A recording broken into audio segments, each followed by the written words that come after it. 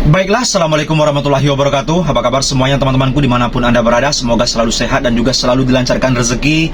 Amin, amin, ya rabbal alamin. Oke, nah di sini sebelum ke inti pembahasan, ke pokok pembahasan, saya mau melihat dulu pendapat teman-teman semuanya. Ini sangat menarik. Oke teman-teman, kalau seandainya teman-teman sepakat, setuju pinjol dihapuskan atau dibubarkan dari Indonesia secepatnya sama pihak pemerintah, silakan teman-teman like video ini dan juga subscribe channel ini sebanyak-banyaknya. Oke, saya mau melihat pendapat teman-teman semuanya, mensupport saya pribadi. Oke, mendukung saya membangun channel ini. Kita gaungkan Galbay bersama-sama. Oke, Galbay nasional ataupun dibubarkan saja pinjol dari Indonesia yang kita cintai ini. Oke, karena sudah sangat banyak sekali memakan korban perpinjolan di Indonesia ini. Oke, langsung saja kita ke pembahasan. Tadi kemarin saya melihat beberapa komentar dari teman-teman semuanya. Sebenarnya saya sendiri sangat sedih. Oke, agak miris juga. Ternyata banyak sekali teman-teman kita yang bermasalah sama pinjaman online ini. Oke, salah satunya dari saudari kita lihat dari Aleria.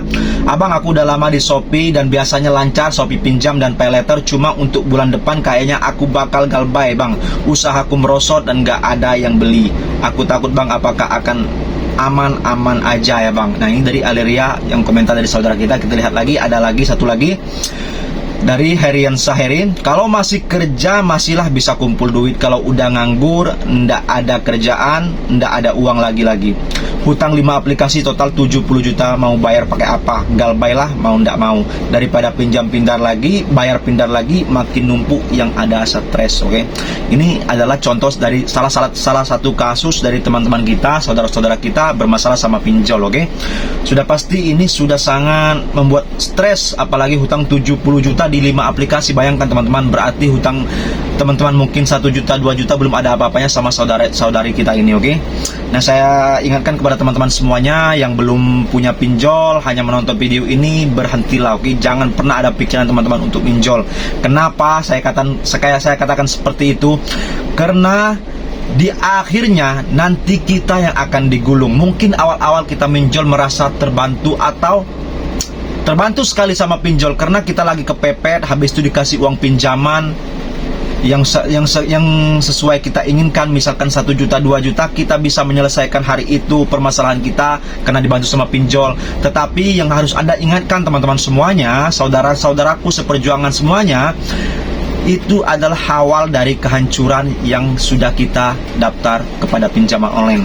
Itu adalah visi misi pinjaman online untuk menghancurkan keluarga Anda, bisa Anda sendiri bisa, semuanya bisa hancur gara-gara pinjaman online. Oke, ini contoh adalah 5 aplikasi. Mungkin awalnya 1 aplikasi, habis itu kedua aplikasi, habis itu 3 aplikasi dan seterusnya. Oke, gali lubang tutup lubang sampai 70 juta. Oke, ini sangat mengerikan. Oke teman-teman, yang salah siapa? Yang salah sebenarnya tidak ada yang bisa disalahkan. Sebenarnya salah semuanya. Peminjam salah, sudah pasti pinjolnya juga salah. Kok bisa memberi pinjaman lebih dari 1 aplikasi? Oke, apakah mereka tidak membaca data dari para calon-calon nasabah? Kalau seandainya seorang nasabah sudah mempunyai hutang misalkan 10 juta di aplikasi lain, seharusnya pinjol itu tidak bisa. Oke, jangan memberikan pinjaman lagi ke para nasabah, biar orang-orang tidak gali lubang tutup lubang. Itu yang saya inginkan. Oke, saya ingin suarakan selalu kepada pihak OJK yang selaku pemerintah. Mereka cobalah merubah regulasi untuk cara peminjaman itu. Seandainya orang mau meminjam, terjadi sudah ada pinjaman di pinjaman online lain, jangan dikasih lah seperti itu. Kalau mereka tidak mengasih, tidak mungkin orang bisa meminjam. Tetapi ini malah dikasih sebanyak-banyaknya, sampai 10 aplikasi, 20 aplikasi. Kalau seandainya ini ilegal masih oke lah, karena mereka tidak diawasi sama OJK. Oke, tetapi ini kasusnya banyak yang resmi OJK, yang sudah berpayung hukum sama OJK. Kok bisa lebih dari 1 aplikasi, 2 aplikasi? Oke lah, paling banyak 3 aplikasi. Oke, yang kemarin disarankan sama OJK. Tetapi usulan saya, jangan 3 aplikasi, kalau bisa 1 aplikasi saja. 1 orang itu 1 aplikasi. Kalau seandainya sudah lunas 1 aplikasi, bolehlah mengajukan pinjaman ke aplikasi kedua. Kalau sudah lunas boleh seperti itu. Seterusnya oke, boleh saja. Oke, tetapi jangan ada hutang tempat lain, habis itu diberi hutang ke tempat lainnya lagi. Oke, itu akan menyusahkan, akan melilit para masyarakat yang tidak ada pengetahuan ataupun kurang literasinya masalah perbankan ataupun masalah pinjaman meminjam. Yang ada mereka bisa stres kalau seandainya ditagih berbagai macam pinjol. Satu pinjol aja mungkin teman-teman sudah stres menghadapinya. Apalagi lebih dari satu pinjol, 2 pinjol, 3 pinjol. Mengapa sampai banyak kasus kemarin itu bisa orang menyelesaikan hidup, berita-berita kemarin itu yang biasa saya sebutkan di Kediri ataupun di Ciputat, orang sampai mengakhiri hidup. Itu tidak lain tidak bukan karena diteror sama disi-disi pinjol. Psikologisnya terganggu, pikirannya juga terganggu. Mungkin makan tidak mau, tidur tidak mau gara-gara pinjaman online, murung di rumah gara-gara pinjaman online. Ya wajar saja mereka bisa sampai mengakhiri hidup stres dan tidak bisa bercerita kepada teman-temannya ataupun saudara-saudaranya karena malu, mempunyai pinjaman online yang mungkin tidak bisa dijelaskan, mungkin banyak juga, seperti itu jumlahnya. Nah, kita berharap sekali sama Bapak pemerintah, Bapak Prabowo, silakan turun ke bawah, lihat masyarakat Anda, Pak. Habis itu Ibu Sri Mulyani selaku Menteri Keuangan yang mengatur peruangan di Indonesia ini, habis itu DPR Komisi 11, DPR RI, silakan panggil pihak OJK, coba apa yang dikerjakan OJK ini. Kerjanya OJK ini mengawasi pinjol ini seperti apa sih? Mengapa sampai saat ini 97 pinjol belum ada yang disanksi, belum ada yang diberi peringatan, belum ada yang didepak sama OJK? Apakah mereka aman-aman aja?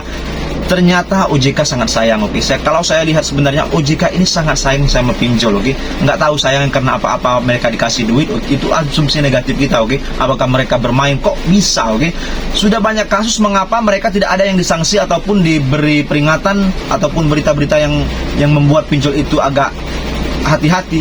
Apa jangan-jangan bukan OJK yang mengatur pinjol? Jangan-jangan pinjol yang mengatur OJK, Itu asumsi kita negatif kepada para pihak yang bertanggung jawab di atas, Bapak Prabowo cobalah, ditegur, para pihak OJK itu supaya mereka itu benar-benar kerjanya mengawasi perpinjolan ini, karena asetnya pinjol ini sampai saat ini saja 2024 akhir kemarin itu 700 triliun, teman-teman.